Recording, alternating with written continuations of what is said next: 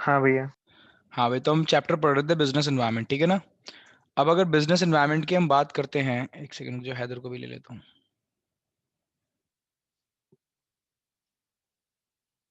वंश आवाज आ रही है? वंश चावला, हैदर आवाज आ रही है? यार वंश का माइक कनेक्ट नहीं हाँ है। भाई, आ रही है। अब कनेक्ट हो गया वंश का। वंश आवाज आ रही है?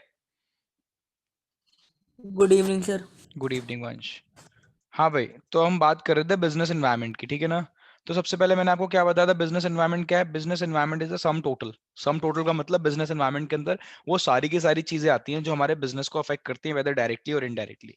तो business environment is the sum total, totality of all external forces जो हमारे बिजनेस को अफेक्ट करते हैं। तो all individuals, institution and other forces that are outside the control of business enterprise but may influence its functioning and performance, ठीक है ना। तो वो सारी चीजें जो बिजनेस को इन्फ्लुएंस करती हैं, बिजनेस के कंट्रोल से बाहर है बट बिजनेस को क्या करती हैं, इन्फ्लुएंस करती हैं, वो सारी की सारी चीजें बिजनेस एनवायरनमेंट में आती हैं। तो इससे हमें पता चलता है कि जो बिजनेस एनवायरनमेंट है उसका नेचर ना, नेचर एग्रीगेटिव है। एग्रीगेटिव का मतलब उसके अंदर सारी चीजें आती हैं। तो यहाँ पे हमने मेंशन करी है या मेंशन नहीं करी, बट अगर कोई चीज बिजनेस हमारे बिजनेस को अफेक्ट कर रही है, it comes under the business environment, क्योंकि उन्होंने बोल दिया business environment is the totality of all external forces, ठीक है। उसके बाद मैंने आपको बताया था इसके अंदर दो टाइप के फोर्सेस हैं, जो भी मैक्रो और माइक्रो, दैट इज जनरल और स्पेसिफिक। जनरल का मतलब वो फोर्सेस जो सारे बिजनेस को इक्वली इफेक्ट करते हैं। कोई भी चेंज आया उसकी वजह से सारे बिजनेस अफेक्ट हो रहे हैं, वो जनरल फोर्सेस है। बट अगर कोई चेंज आ रहा है जिसकी वजह से सिर्फ मेरा बिजनेस अफेक्ट हो रहा है, दैट इज स्पेसिफिक फोर्स, है ना। तो जनरल फोर्स मैंने बताया था, उनको हम पेस्टल मॉडल भी बोलते हैं, जो हमें पढ़ने भी है, जिनको हम बिजनेस डायमेंशन या डायमेंशन ऑफ बिजनेस एनवायरनमेंट भी बोलते हैं, है ना। तो पॉलिटिकल, इकोनॉमिक, सोशल, टेक्नोलॉजिकल और लीगल एनवायरनमेंट, ये मैक्रो होता है जनरल फोर्सेस। इसके अंदर चेंज आएगा तो सारे बिजनेसेस अफेक्ट होंगे।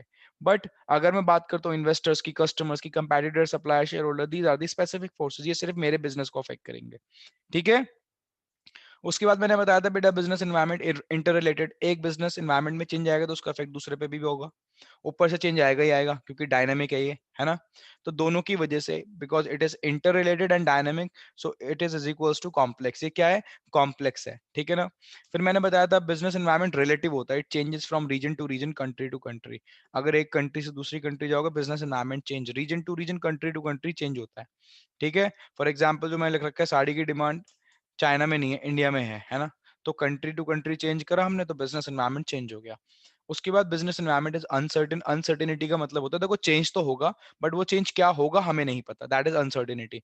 तो it is very difficult to predict the future, ठीक है। उसके बाद मैंने इंपॉर्टेंस बताई थी, अगर बिजनेस एनवायरनमेंट को स्टडी कर रहे हो आप लोग, तो you will get the first mover advantage. कोई अपॉर्चुनिटी आने वाली होगी, आप पहले ग्रैब कर लोगे, क्योंकि कंपेटिटर्स को पता ही नहीं चलेगा, वो बिजनेस एनवायरनमेंट स्टडी नहीं कर रहे, ठीक है। तो आपको फर्स्ट मूवर एडवांटेज मिलेगी। पहले मूव करने वालों को हमेशा एडवांटेज रहती है, ठीक है। जरूरी नहीं है सिर्फ अपॉर्चुनिटीज का पता चले, अगर कोई थ्रेट आने वाली है, ठीक है, अर्ली वार्निंग सिग्नल भी मिल जाता है हमें, तो हम टाइमली एक्शन ले सकते हैं। अगर हम बिजनेस एनवायरनमेंट को स्टडी कर रहे हैं तो वी बिकम कस्टमर फोकस्ड, और कस्टमर फोकस्ड बनना ही इंपॉर्टेंट है सबसे ज्यादा, ध्यान रखना। मैंने आपको बताया मार्केटिंग का कॉन्सेप्ट क्या बोलता है, कि हमें प्रोडक्ट को डिजाइन करना है by analysing the needs of the customers in the market. तो कस्टमर्स की नीड्स को एनालाइज करने के लिए बिजनेस एनवायरनमेंट को स्टडी करना पड़ता है। अच्छा, बिजनेस एनवायरनमेंट की स्टडी एक चीज में और काम आती है, अगर मेरे को प्लानिंग करनी है, स्ट्रैटेजी बनानी है, तो मैं बिजनेस एनवायरनमेंट की स्टडी करूंगा, जितनी इन्फॉर्मेशन मेरे पास आएगी वहां से उसके अकॉर्डिंग मैं प्लानिंग करूंगा, अपनी स्ट्रैटेजी फॉर्मुलेट करूंगा। जल्दी से क्विक रिवीजन दे रहा हूँ, ठीक है। कोई चेंज आने वाला है, बिजनेस एनवायरनमेंट इज डायनामिक, ठीक है। तो उस चेंज को आप अडेप्ट तभी कर पाओगे जब आप बिजनेस एनवायरनमेंट की स्टडी कर रहे हो, ठीक है। और जो मैनेजर ऐसा काम कर रहा है उसकी कॉन्टिन्यूस लर्निंग होती रहती है, देखो लिखा है ना कॉन्टिन्यूस लर्निंग। तो मैनेजर्स की कॉन्टिन्यूस लर्निंग होती रहती है, कौन से मैनेजर्स की, जो बिजनेस एनवायरनमेंट को क्या करते हैं, स्टडी करते हैं। यहाँ तक हो गया था। फिर मैं आ गया था, मैंने इसको बोला था कि बेटा जनरल फोर्सेस को मैक्रो एनवायरनमेंट भी बोलते हैं, ठीक है।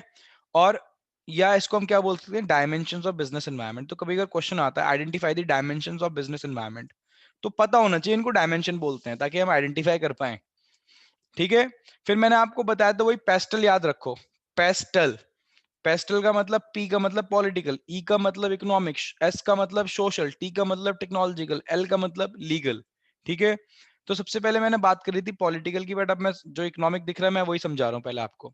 याद है आपको, मैंने बोला था बेटा इकोनॉमिक एनवायरनमेंट के अंदर पूरी इकोनॉमिक्स आती है, जो आप पढ़ रहे हो, जो आपने 11th में पढ़ के आ चुके हो, जो करेंटली आप पढ़ रहे हो यहाँ पे, मैक्रो और इंडियन इकोनॉमिक डेवलपमेंट। ठीक है, जितनी भी पढ़ी है आपने इकोनॉमिक्स वो सारी इसके अंदर आ जाती है। ठीक है, तो बेसिकली अगर मैं बोलूं तो तीन policy, that is industrial policy, fiscal और मॉनेटरी। तो अगर मैं बात करूं ये फिस्कल और मॉनेटरी पॉलिसी, ये तो आप कहाँ पढ़ रहे हो, मैक्रो के अंदर आपने पढ़ लिया। इंडस्ट्रियल पॉलिसी आप कहाँ पढ़ोगे, आईईडी के अंदर पढ़ोगे। इंडस्ट्रियल पॉलिसी एक्चुअली किसकी होती है, इंडस्ट्रीज को रेगुलेट करने के लिए होती है, कि जितनी फैक्ट्रीज वगैरह जहाँ मैन्युफैक्चरिंग होती है उनको हमें कैसे कंट्रोल करना है सरकार को, ठीक है, कि वो हमारे रिसोर्सेज को एक्सप्लॉइट ना करें। तो सरकार बहुत सारे इंस्ट्रक्शन और गाइडलाइन सेट करती है जितनी भी फैक्ट्रीज या इंडस्ट्री सेटअप हो रही है उनकी वर्किंग को लेके। ठीक है, वो इंडस्ट्रियल पॉलिसी होती है।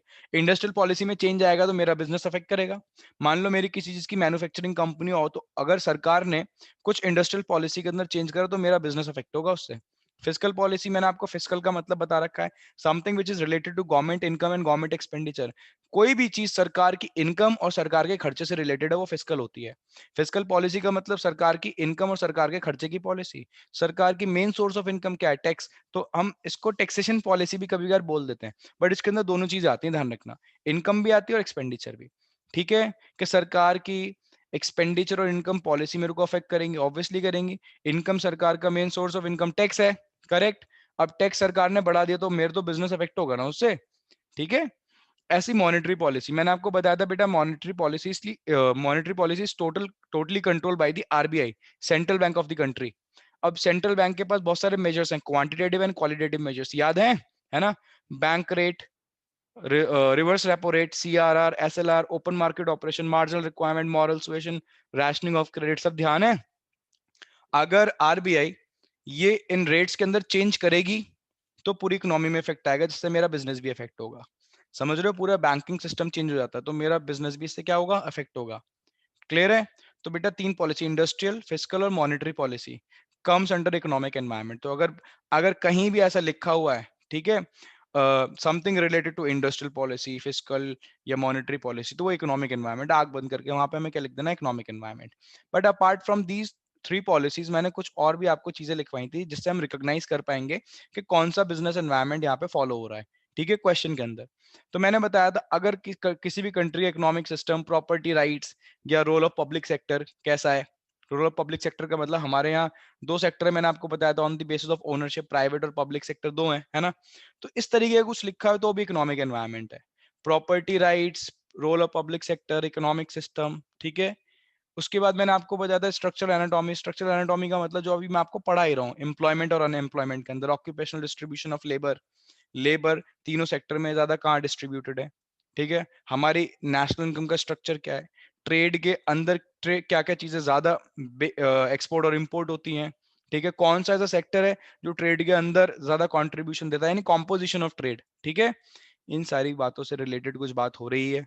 कौन सा एनवायरमेंट, इकोनॉमिक एनवायरमेंट। ठीक है, स्टॉक मार्केट से रिलेटेड कुछ बात बोली केस के अंदर, stock market, capital market, stock market, share market एक ही बात। ठीक है, आग बंद करके लिख देना, दैट इज इकोनॉमिक एनवायरमेंट। अगर कुछ इकोनॉमिक इंडाइसेस की बात हो रही है, जैसे हमने पढ़े GNP per capita income, rate of savings और इन्वेस्टमेंट, ठीक है, या एनएनपी, जीडीपी, जीएनपी, कुछ भी बात हो रही है, ठीक है बेटा, आग बंद करके सीधा इकोनॉमिक सही है। ठीक है, दैट इज इकोनॉमिक एनवायरमेंट। और अगर इंफ्रास्ट्रक्चर, इंफ्रास्ट्रक्चर भी चैप्टर है आपका इंडियन इकोनॉमिक डेवलपमेंट के अंदर, ठीक है, उससे रिलेटेड कुछ बात हो रही है तो भी बेटा किसके अंदर आएगा, ये इकोनॉमिक एनवायरनमेंट के अंदर। यानी कहने का मतलब जो आप इकोनॉमिक्स पढ़ रहे हो अच्छे से पढ़ो। क्यों, क्योंकि जितना इकोनॉमिक्स के अंदर कुछ पढ़ रहे हो, अगर कोई टॉपिक इकोनॉमिक्स से रिलेटेड है तो it comes under the economic environment. इतनी बात समझ में आ गई, करा दिया था। उसके बाद पॉलिटिकल का रिवीजन बाद में करूंगा, पहले आगे चल रहा हूँ सोशल एनवायरनमेंट पे। अब अगर सोशल एनवायरनमेंट की बात करें तो बेटा इसके अंदर जितने भी सोशल और कल्चरल फोर्सेस है, देखो लिखा है यहाँ सोशल और कल्चरल, सोशल और कल्चरल फोर्सेस, ठीक है ना, जो किसको अफेक्ट करते हैं, हमारे बिजनेस को अफेक्ट करते हैं। ठीक है, comes under the social environment. आप बोलोगे सर आप एग्जांपल दो, देखो मैंने सारी चीजें नीचे लिख रखी हैं, लिस्ट बना रखी है।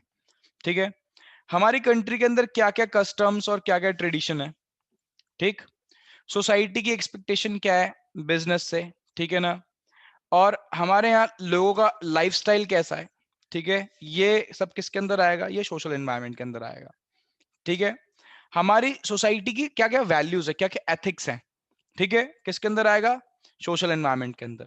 सोशल ट्रेंड्स क्या चल रहे हैं, ठीक है, एजुकेशनल लेवल कैसा है लोगों का, वर्क एथिक्स कैसे हैं यहाँ पे, डेमोग्राफिक ट्रेंड्स कैसे हैं, ठीक है। डेमोग्राफिक जहां भी लग जाए तो उसका मतलब होता है पॉपुलेशन से रिलेटेड, ठीक है ना। अच्छा जैसे फॉर एग्जांपल मैं बोल रहा हूँ कि हमारे यहाँ की पॉपुलेशन डेमोग्राफिक ट्रेंड्स में मेल ज्यादा है, फीमेल कम है, ठीक है। तो it comes under the social environment, ठीक है, समझ रहे हो। पॉपुलेशन का डिस्ट्रीब्यूशन कैसा है, यंग पॉपुलेशन ज्यादा है, ओल्ड पॉपुलेशन कम है, इस तरीके की बात हो रही है, तो सोशल एनवायरनमेंट है। तो आप सोच रहे हो कि सर सोशल एनवायरनमेंट का बिजनेस पे क्या इम्पैक्ट आता है। छोटा सा एग्जांपल लेते हैं। मैं कह रहा हूँ सपोजिटली मानो हमारे यहाँ दिवाली सेलिब्रेट होती है ना, मानते हो दिवाली सेलिब्रेट होती है। तो दिवाली पे एक हमारे यहाँ ट्रेडिशन है, करेक्ट, ट्रेडिशन, देखो मैं वर्ड यूज कर रहा हूँ ट्रेडिशन। क्या ट्रेडिशन है बताना दिवाली पे, क्यों बताना चाहेगा। क्या एक्सचेंज करते हैं हम लोग, कुछ एक्सचेंज करते हैं दिवाली पे, डिस्ट्रीब्यूट करते हैं, ऐसे ले लो। हाँ भाई बताओ। गिफ्ट। गिफ्ट्स स्वीट्स करते हैं, है ना, गिफ्ट्स और स्वीट्स वगैरह एक्सचेंज होती हैं। तो मैं कह रहा हूँ वेरी गुड। तो बिजनेसेस ने क्या देखा, बिजनेसेस ने देखा, फर्म्स ने या कंपनीज ने इसको हैदर कह रहा है सोन पापड़ी हाँ वही सोन पापड़ी एक्सचेंज होती है सोन पापड़ी एक्सचेंज ही होती रहती है वो पैक कभी खुलता नहीं है, इधर आया फिर वो आगे चला गया, फिर आगे, तो उसका ट्रैवल पीरियड बहुत ज्यादा है सोन पापड़ी का।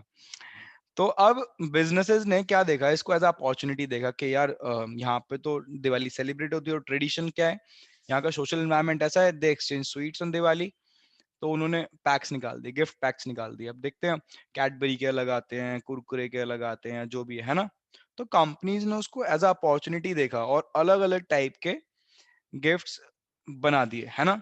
तो यानी सोशल एनवायरनमेंट कहीं ना कहीं बिजनेसेस को इन्फ्लुएंस तो करता ही है, तो इसको पढ़ना इंपॉर्टेंट है। अब मैंने आगे एग्जाम्पल दे रखे हैं,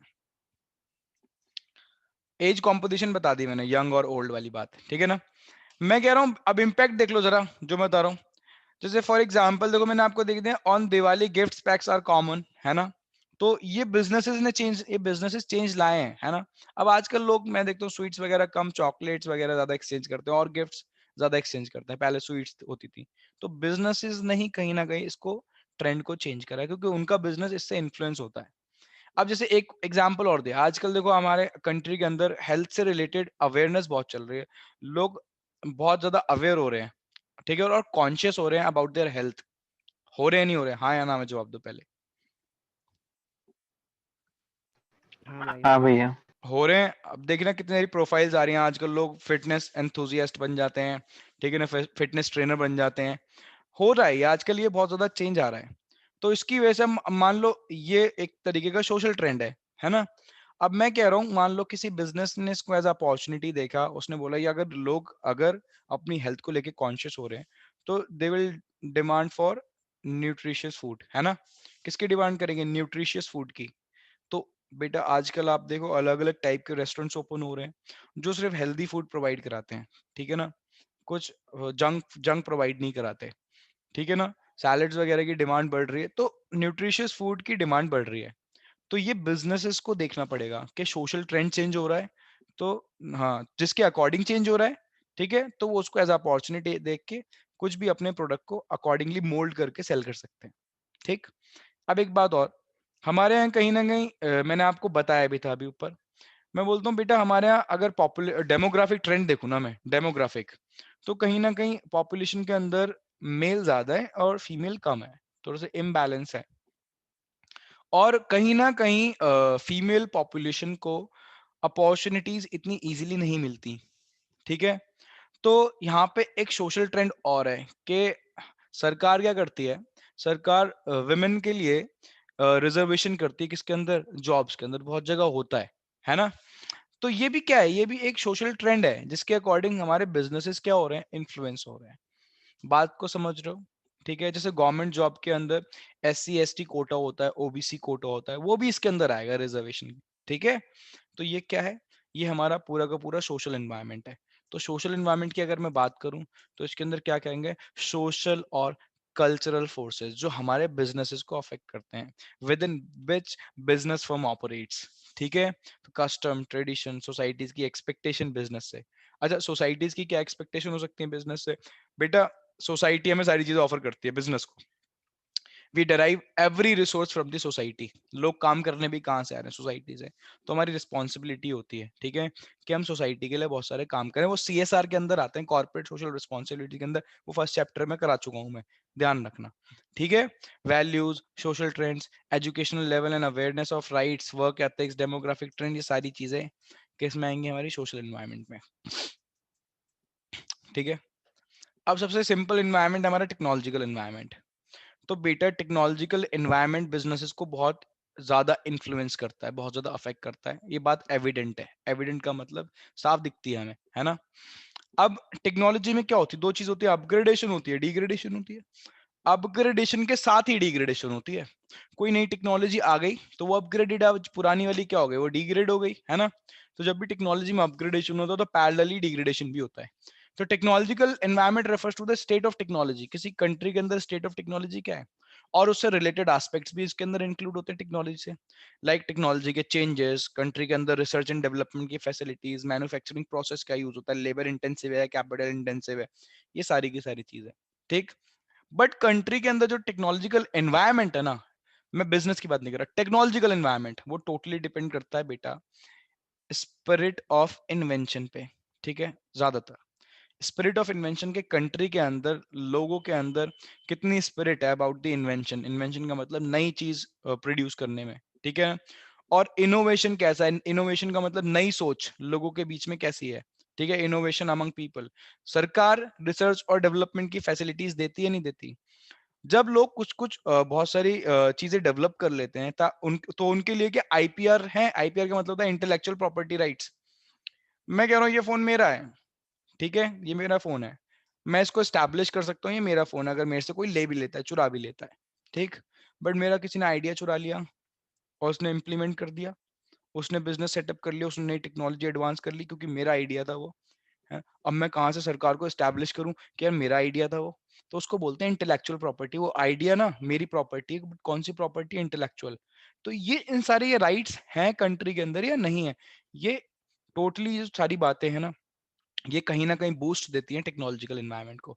तो टेक्नोलॉजिकल एनवायरनमेंट किसी भी कंट्री का डिपेंड करता है, कंट्री के अंदर स्पिरिट ऑफ इन्वेंशन क्या है, इनोवेशन अमंग पीपल है नहीं है, नई सोच है नहीं है, सरकार क्या रिसर्च एंड डेवलपमेंट की फैसिलिटीज देती है, क्या लीगल प्रोटेक्शन देती है, IPR है, इंटेलेक्चुअल प्रॉपर्टी राइट्स है या नहीं, ये सारी की सारी बातें आती हैं टेक्नोलॉजिकल एनवायरनमेंट। मैंने बोला टेक्नोलॉजिकल एनवायरनमेंट, तो टेक्नोलॉजी तो आती है, रिलेटेड एस्पेक्ट्स भी टेक्नोलॉजिकल एनवायरनमेंट के अंदर ही आएंगे, ठीक है।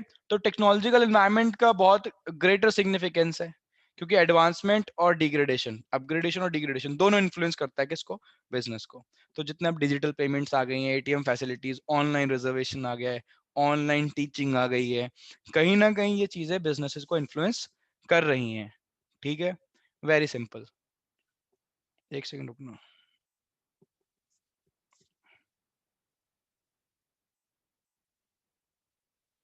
ठीक है, समझ में आ गई बात? आगे चलें। Political, very good. पॉलिटिकल बेटा समझा चुका था, बट फिर भी एक क्विक रिवीजन ले लो पॉलिटिकल एनवायरनमेंट का। बेटा पॉलिटिकल एनवायरनमेंट में मैंने आपको बताया था management of public affairs. Public affairs का मतलब सरकार के कामकाज। एक वैसे आपको हैक देता हूँ छोटा सा जो आगे आपके काम आएगा अभी।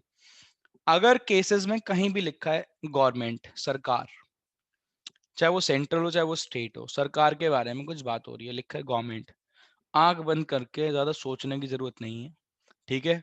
लिख सकते हो कौन सा एनवायरनमेंट? Political environment. क्योंकि पॉलिटिकल एनवायरनमेंट रिलेट ही करता है सरकार के कामकाज। पब्लिक अफेयर्स, पब्लिक अफेयर्स का मतलब सरकार की वर्किंग, सरकार के कामकाज जितने हैं, ठीक है, जो बिजनेसेस को इन्फ्लुएंस कर रहे हैं। सरकार के सारे काम बिजनेसेस को इन्फ्लुएंस करते हैं। सरकार ने अब ये नया फार्म बिल लिया है, कि इसकी वजह से बिजनेस इन्फ्लुएंस नहीं हो रहे, ठीक है। कितने सारे फार्मर धरने में बैठे हुए हैं, ठीक है। और सब बहुत सारी चीजें इन्फ्लुएंस हो रही है कंट्री के अंदर, बहुत सारे प्राइजेस इन्फ्लुएंस हो रहे हैं, ठीक है, कमोडिटीज के। तो बेटा कहीं ना कहीं सरकार के कामकाज किसको अफेक्ट करते हैं? बिजनेसेस को इन्फ्लुएंस करते हैं। तो मैंने आपको बताया था इसके अंदर हमारा कॉन्स्टिट्यूशनल फ्रेमवर्क आएगा, पूरा संविधान। लॉ नहीं बोल रहा हूँ, लॉ नहीं बोल रहा हूँ, मैं बोल रहा हूँ संविधान, कंट्री का कॉन्स्टिट्यूशनल फ्रेमवर्क।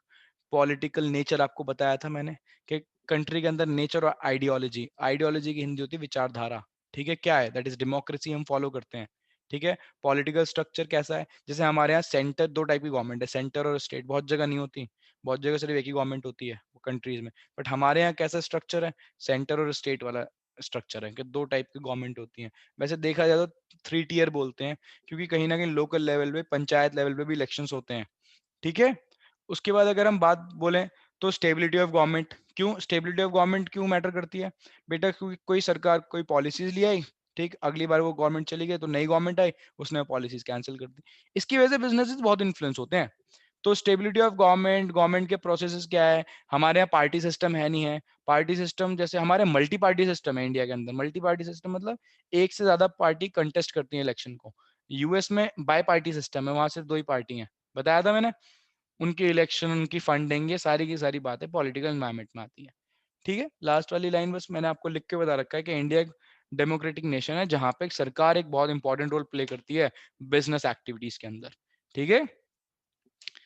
अब आ जाओ लीगल। अब मैं जब भी लीगल की बात करूं, यहाँ पे भी छोटा सा हैक दे रहा हूं मैं आपको।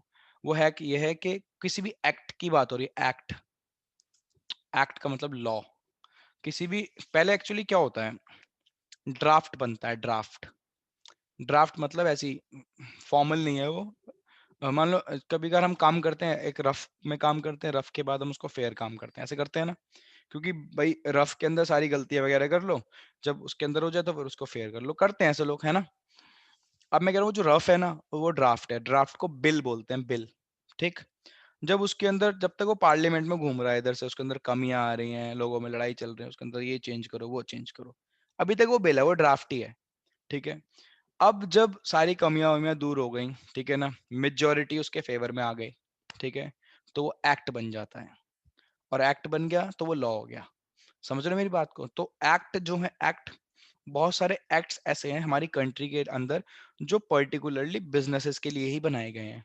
तो जैसे एक एक्ट है हमारा, कॉन्ट्रैक्ट एक्ट 1872, ये आप पढ़ोगे, ठीक है ना। कब पढ़ोगे, जब भी आप मानो सीए करते हो, तो आप सीए फाउंडेशन में पढ़ोगे, पूरा एक्ट है, कॉन्ट्रैक्ट एक्ट, एक पूरा अलग सब्जेक्ट है मर्केंटाइल लॉ करके, वहां पढ़ोगे। मैं कह रहा हूँ बीकॉम करोगे वहां पढ़ोगे, बीबीए करोगे वहां पढ़ोगे। कॉमर्स के स्टूडेंट अगर रहे तो ये तो पढ़ना पड़ेगा। समझ रहे हो मेरी बात, है ना। तो कॉन्ट्रैक्ट एक्ट 1872, अकाउंट्स तो बहुत सारे बच्चों के पास होगी, है ना, पढ़ा आपने। पार्टनरशिप एक्ट 1932, सुन रहे हो मेरी बात, ठीक। ऐसी एक एक्ट होता है सेल्स ऑफ गुड्स एक्ट 1930, ठीक है। कंपनीज एक्ट तो रिवाइज हो गया था, है ना। पहले 1956 पढ़ते थे हम, अब फिर 2013 आ गया था, है ना, आ गया था। तो बेटा ये जो एक्ट चल रहे हैं हमारी कंट्री के अंदर, जो हमारे बिजनेसेस को इन्फ्लुएंस करते हैं, थोड़ा सा हल्का सा बताता हूँ। जैसे कॉन्ट्रैक्ट एक्ट है, कॉन्ट्रैक्ट एक्ट क्या करता है, हमारी कंट्री के अंदर जितने भी कॉन्ट्रैक्ट्स होते हैं उनको गवर्न करता है, उनको रूल करता है। जितने भी कॉन्ट्रैक्ट होंगे वो इसके अकॉर्डिंग होंगे। अगर पार्टनरशिप फर्म्स बन रही हैं, ठीक है, रजिस्ट्रेशन से लेके, वर्किंग से लेके, पार्टनर्स की सैलरी से लेके, इंटरेस्ट ऑन कैपिटल से लेके, सारी चीजें लेके, उसके बारे में सारे लॉज कहाँ लिखे हैं, पार्टनरशिप एक्ट के अंदर लिखे हैं। जो आज आप पार्टनरशिप पढ़ते हो ना, उसके अंदर जो भी ट्रीटमेंट होता है जिस चीज का, वो पार्टनरशिप एक्ट के अकॉर्डिंग ही होता है, ठीक है। ऐसी जो आप कंपनीज पढ़ते हो, कंपनीज पढ़ रहे हो, सबकी किसी के अंदर यहाँ पे ह्यूमैनिटीज तो नहीं है, किसी के पास ह्यूमैनिटीज तो नहीं है, सबके पास कॉमर्स है ना। हाँ भैया। ठीक है, तो मैं कह रहा हूँ बेटा कंपनीज एक्ट, आप कंपनीज पढ़ते हो ना, तो उसके अंदर जो भी ट्रीटमेंट हो रहे हैं, जो आप अब नई टाइप की बैलेंस शीट बनाते हो, ठीक है, शेड्यूल 3 की बैलेंस शीट शायद, है ना। तो बेटा वो कंपनीज एक्ट के अकॉर्डिंग ही बनती है, 2013 के अकॉर्डिंग, तो वो लॉ ही तो है। इनमें चेंज आएगा, बिजनेस में चेंज आएगा, बिजनेस इन्फ्लुएंस होंगे बेटा। और बिजनेस इन्फ्लुएंस होंगे तो बेटा वो बिजनेस एनवायरनमेंट का पार्ट है, ठीक है। ऐसी सेल्स ऑफ गुड्स एक्ट है, जब हम सामान बेचते हैं तो किसके अकॉर्डिंग बेचते हैं, 1930 सेल्स ऑफ गुड्स एक्ट की तरह, ठीक है ना। पढ़ोगे, सारे एक्ट्स पढ़ोगे, ठीक है। मैं पढ़ाता भी हूँ ये आगे सीबीटी में। हाँ भाई, अब अगर हम बात करें तो ये जो एक्ट थे ये कहीं ना कहीं हमारे बिजनेसेस को इन्फ्लुएंस कर रहे हैं, ठीक है। तो these acts comes under the legal environment. Legal का मतलब लॉ से रिलेटेड, ठीक है। तो जितने भी लॉज या रेगुलेशंस हैं, लॉज वर्ड याद कर लो, या रेगुलेशन एक ही बात होती है, रूल्स एंड रेगुलेशंस बोलते हैं, है ना। तो बेटा it comes under the legal environment, जो बिजनेसेस को इन्फ्लुएंस करे, ठीक है। समझ रहे हो मेरी बात। अच्छा, मैं कह रहा हूँ एक एक्ट है हिंदू मैरिज एक्ट है, ठीक है। इवन जो मैरिज वगैरह रजिस्टर्ड होती हैं उस एक्ट के अंदर ही होती हैं। जैसे एक स्पेशल मैरिज एक्ट, ऐसे हैं। वो मेरे बिजनेस को थोड़ी इफेक्ट करेंगे। अब कोई शादी कर रहा है, वो मेरा बिजनेस थोड़ी इफेक्ट हो रहा है उससे। तो मैं कौन से एक्ट्स की बात कर रहा हूँ? मैं सिर्फ उन एक्ट्स की बात कर रहा हूँ जो पर्टिकुलरली बिजनेसेस को गवर्न करने के लिए बने हुए हैं, उसकी फंक्शनिंग को गवर्न करने के लिए बने हुए हैं, ठीक है। तो सारे एक्ट्स की बात नहीं कर रहा हूँ मैं, ये बात भी ध्यान रख लेना, ठीक। अच्छा, अब अंडर लीगल एनवायरमेंट कंट्री और भी चीजें भी आती हैं। जैसे हमारे यहाँ लोगों के मौलिक अधिकार, हिंदी में बोलूं तो, ठीक है ना, राइट्स और हमारी ड्यूटीज क्या है एज अ सिटीजन, वो भी किसके अंदर आता है? लीगल एनवायरमेंट के अंदर, ठीक है। It also comprises of laws concerning promotion, एक सेकेंड रुकना, promotion, operation and expansion of business. कोई भी लॉ अगर रिलेट करता है, इनके अलावा भी है, देखो मैंने एटसेट्रा लिख रखा है। अब सारे नाम तो मैं मेंशन नहीं कर सकता, बहुत सारे लॉज हैं। तो अगर कोई भी ऐसा लॉ है जो किससे रिलेट कर रहा है कि आप बिजनेस का प्रमोशन करते हो या ऑपरेशंस करते हो या बिजनेस को और एक्सपेंड करते हो, ठीक है, लाइक मर्जर वगैरह भी करती है कंपनी, मर्ज करके और बड़ी कंपनी बन जाती है ना, अमलगमेशन भी होता है कंपनीज का। तो बेटा वो सारे के सारे किसके अंदर आएंगे? हमारे लीगल एनवायरमेंट के अंदर। बट देखो स्पेशली वहां पे लॉ की बात हो रही हो, ठीक है, किसकी बात हो रही हो? लॉ की, तब आएंगे, ठीक है। तो legal environment also also affected by the flexibilities all of which further influence the business। एक छोटी सी बात है, ज्यादा इंपॉर्टेंट तो नहीं है बट फिर भी सुन लो। हमारे यहाँ पहली बात जो बोला जाता है, रूल्स एंड रेगुलेशन ज्यादा फ्लेक्सिबल नहीं होते। रूल्स बन जाते हैं तो उसको या तो आप फॉलो करो या ना फॉलो करो। फॉलो करो तो ठीक है, नहीं फॉलो करोगे तो आपको पनिशमेंट मिलेगी। दो टाइप के ऑफेंस होते हैं, एक होता है सिविल ऑफेंस, एक होता है क्रिमिनल ऑफेंस। सिविल ऑफेंस होता है कि हाँ आप पे पेनल्टी लगा के छोड़ दिया। पेनल्टी मतलब आपने कुछ ऑफेंस करा, आपने क्या करा, पेनल्टी दी, अमाउंट वगैरह पे करा, आ गए। एक होता है क्रिमिनल ऑफेंस। क्रिमिनल ऑफेंस के अंदर जेल टर्म्स होती हैं, जेल जेल हो जाती है, ठीक है ना, इम्प्रिजनमेंट हो जाती है। तो अब ये जो लॉज होते हैं, इसके आपके पास दो ऑप्शन होता है, फॉलो करो या ना फॉलो करो। फॉलो करोगे ठीक है, नहीं फॉलो करोगे तो आपको पनिशमेंट मिलेगी, चाहे वो सिविल पनिशमेंट मिले, चाहे फिर वो आपको इम्प्रिजनमेंट मिले, ठीक है ना, क्रिमिनल ऑफेंस के अकॉर्डिंग मिले। तो मैं कह रहा हूँ ये जो लॉज हैं क्या फ्लेक्सिबल हैं? कंट्री के अंदर क्या लॉज के अंदर फ्रीक्वेंटली चेंजेस होते हैं? अगर चेंजेस होते हैं तो हमारा बिजनेस इन्फ्लुएंस होगा, क्योंकि जितनी बार लॉज चेंज करोगे उसके अंदर अमेंडमेंट्स करोगे, हमारा बिजनेस इन्फ्लुएंस होगा। तो लीगल एनवायरनमेंट डिपेंड करता है फ्लेक्सिबिलिटी ऑफ लॉज पे, which further influence the business in our country. हमारी कंट्री के अंदर बिजनेस इन्फ्लुएंस करती हैं। तो अगर लॉ फ्लेक्सिबल है बहुत ज्यादा तो बिजनेस बार बार इन्फ्लुएंस होगा हमारे, जितनी बार चेंजेस आएंगे उतनी बार इन्फ्लुएंस होगा, ठीक। हमारे कंट्री का जुडिशियल सिस्टम, जुडिशरी, ठीक है, जुडिशरी को हिंदी में बोलते हैं न्यायालय, ठीक है ना, कोर्ट्स भी किसके अंदर आती हैं? लीगल एनवायरनमेंट के अंदर। ये बात ध्यान रखना, ठीक है। इतनी बात समझ में आ गई? अच्छा, कोई भी लॉ हो, जैसे हमारी एक, मैंने आपको पॉलिसी पढ़ाऊंगा, नैप पढ़ोगे, न्यू इकोनॉमिक पॉलिसी पढ़ोगे 1991, ठीक है। तो वो भी किसके अंदर आएगी बेटा? ठीक है, उसके अंदर कुछ ऐसे लॉज बनाए गए थे, laws related to FDI, laws related to the regulation of capital market, ठीक है। तो ये जो लॉज थे वो लीगल एनवायरनमेंट के अंदर आएंगे। बट आप मेरे से पूछो sir NEP new economic policy 1991 वो किसके अंदर आएगी? तो बोलूंगा बेटा इकोनॉमिक एनवायरनमेंट के अंदर, इकोनॉमिक्स में पढ़ रहे हो ना, इकोनॉमिक एनवायरनमेंट के अंदर। हाँ उसके अंदर कुछ लॉज बने हैं, पॉलिसी तो बहुत बड़ी है, that is economic environment, but उसके अंदर जितने लॉज बनाए गए, लॉ लॉ लिख दिया, दैट इज वो लीगल एनवायरनमेंट के अंदर आएंगे। समझ रहे हो जो पढ़ाना चाह रहा हूँ?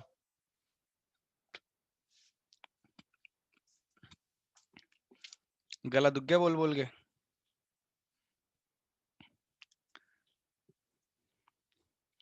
चलो अब काम करते हैं, एक सैंपल टेस्ट करते हैं, चलो देखते हैं आपको समझ में आया नहीं आया।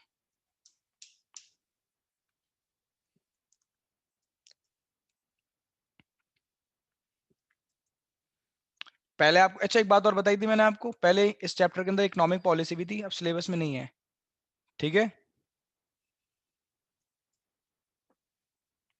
हम्म,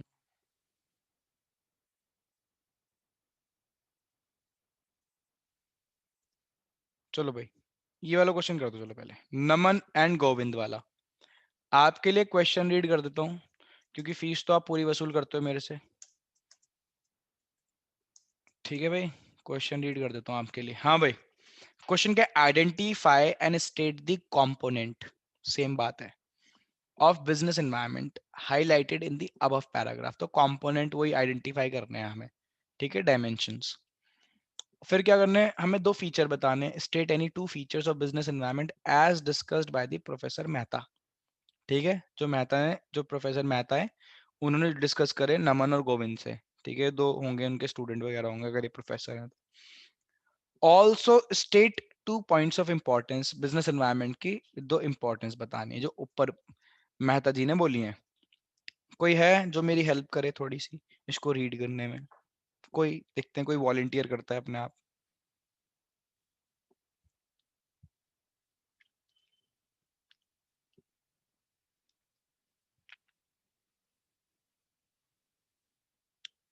आप लोगों से ज्यादा मैंने ना बेकार कोई नहीं देखा अभी तक, कसम से।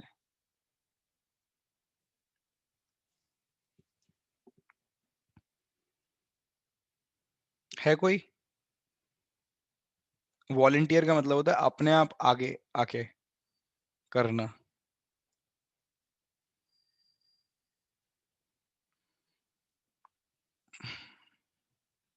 एक्सपेक्टेशन वैसे करनी नहीं चाहिए जिंदगी के अंदर, मैं ही रीड कर दूं। हाँ भाई, Naman and Govind after finishing their valuation है, valuation, Naman and Govind after finishing their valuation, graduation होगा, graduation under vocational streams decided to start their own travel agency. Vocational streams के अंदर इन्होंने कुछ ग्रेजुएशन वगैरह करी, इसको चेंज करिए, वैल्यूएशन थोड़ी है, ग्रेजुएशन करेंगे लड़के। हाँ भाई, ग्रेजुएशन करी दोनों ने, और फिर पता है क्या ओपन कर ली, ट्रैवल एजेंसी ओपन। हाँ ठीक है, डिसाइड करा, अभी ओपन नहीं करी, डिसाइड, देखो लिखा है ना, डिसाइडेड। अच्छा फिर क्या हुआ, विच विल, क्या करेंगे, which will book rail tickets और air tickets on commission basis. ठीक है, मतलब कहीं जाना वाना है तो लोगों के लिए ट्रेन के और उसके फ्लाइट्स के टिकट बुक करेंगे, ठीक है, कम, और उनसे कमीशन लेंगे। उन्होंने क्या करा, they also thought of providing tickets with in 10 minutes through by the use of internet. उन्होंने ये भी डिसाइड करा कि भाई क्या यूज करेंगे, इंटरनेट यूज करेंगे और 10 मिनट में टिकट बना के दे देंगे। द आइडिया दे डिस्कस, जो एक second, use of internet, full stop, they they discussed the idea. उन्होंने क्या करा, ये आइडिया जो है उन्होंने डिस्कस करा अपने प्रोफेसर मेहता जी के साथ। अब अगर मेहता जी की हम बात करें, उन्होंने, उनको आइडिया पसंद आ गया, लिखा है लाइक द आइडिया, और उन्होंने सजेस्ट करा देम द फर्स्ट, हाँ, एनालाइज। उन्होंने बोला भाई देखो ऐसा है, सारी चीजें बढ़िया हैं, है ना, सारी चीजें ओके हैं, बट तुम एक काम करो, पहले मार्केट जो है उसको एनालाइज कर लो। ठीक है, एनालाइज, अरे क्या स्पेलिंग है एनालाइज की?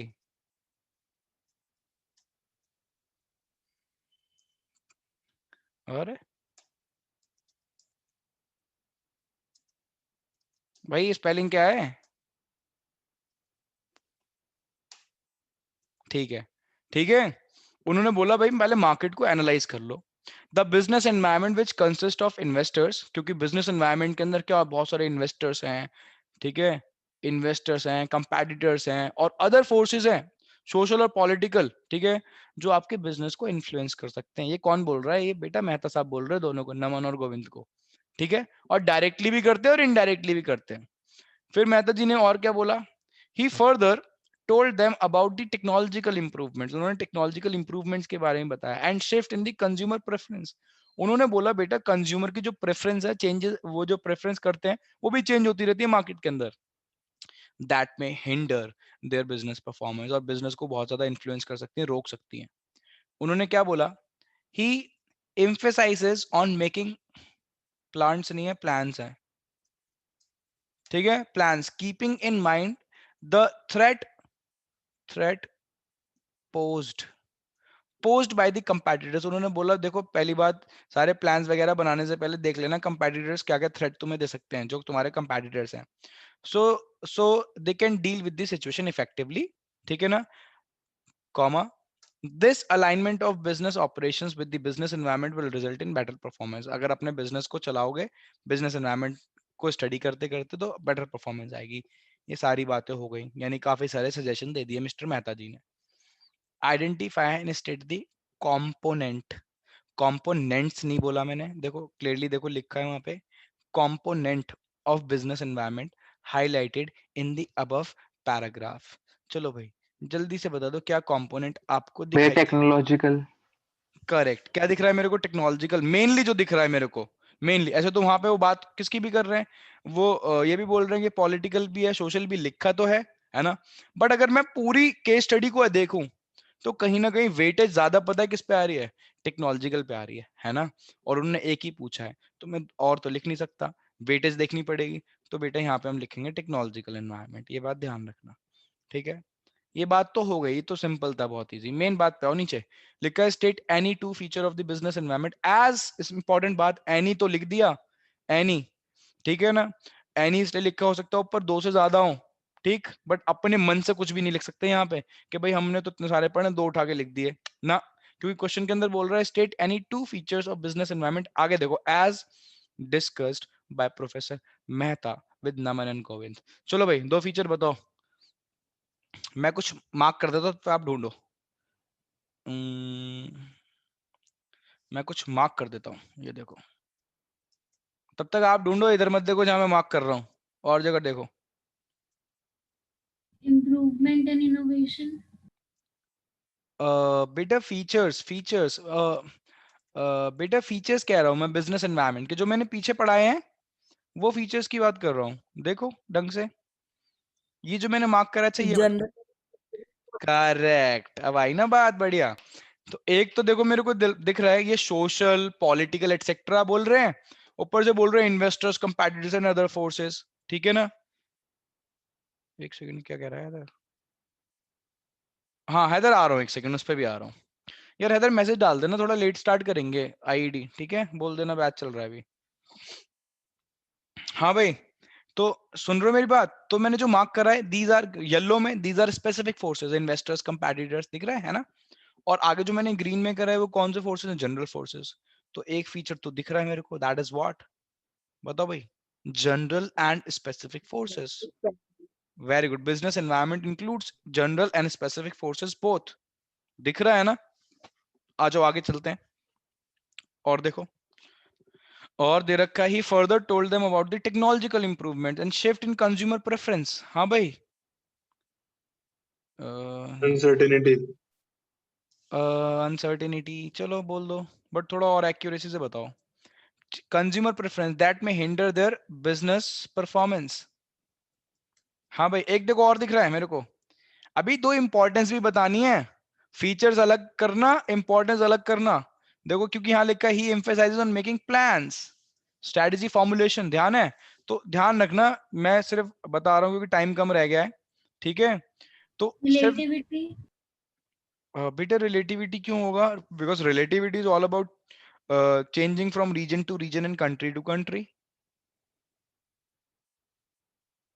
डायनेमिक। वो हाँ, बिजनेस एनवायरनमेंट इज, ये मान रहा हूं मैं, business environment is dynamic but it comes under the feature, ये फीचर में आएगा, ठीक है। तो ये डायनेमिक में मान रहा हूँ, बिल्कुल सही, डायनेमिक है, बिजनेस एनवायरनमेंट इज डायनेमिक, ठीक है। बट आपको दिख रहा है यहाँ लिखा है पोस्ट थ्रेट्स